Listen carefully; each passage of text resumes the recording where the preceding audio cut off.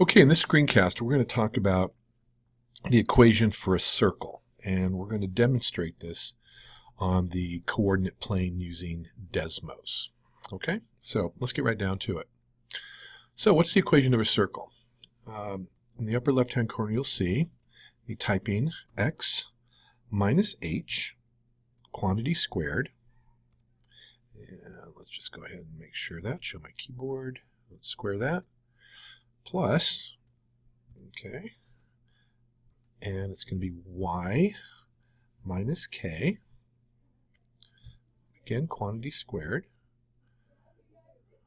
There we go. And that's going to be equal to r squared. Now let's talk about what each of those numbers and letters mean. So you'll see that nothing has shown up yet in my Desmos part, all right? So the x and the y are the equations for how vertical and how horizontal your circle will be, what distance, right? The r is the radius of this circle, and the h and the k are the center point of this circle. So let's go ahead and create a circle of some determinate length. Let's say we want a circle with a radius of 5, okay?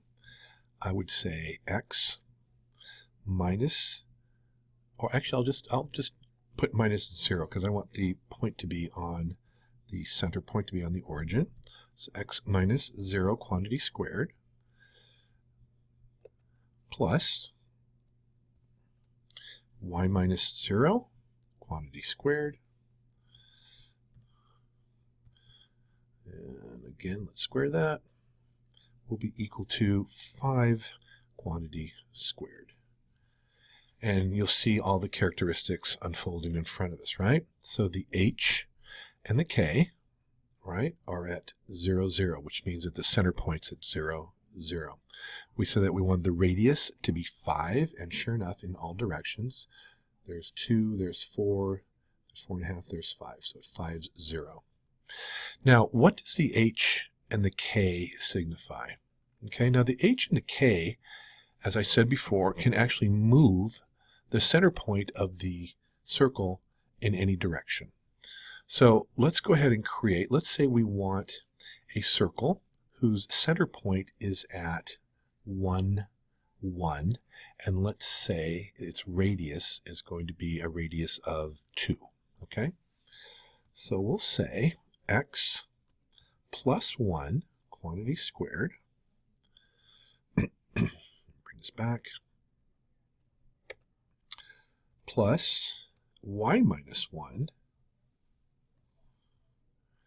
I said plus 1 rather, excuse me. I'm sorry, it needs to be minus 1. Quantity squared, there we go, is equal to 2 quantity squared. And let me make one last adjustment here. Let's put that as a minus. And there it is.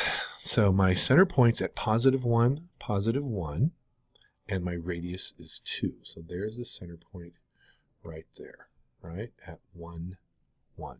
Let me just put that in there so you can see it. And we'll call that HK. Now, you might be asking the question, I thought we had at positive 1 and along the x and positive 1 along the y. Why does it say 1 minus and y minus 1? Remember that the formula is x minus 1, or x minus some value, and y minus some value. If I put in x minus a positive 1, it moves over positive 1 along this way. If I say y minus a positive 1, it'll move up 1 along the y-axis, okay?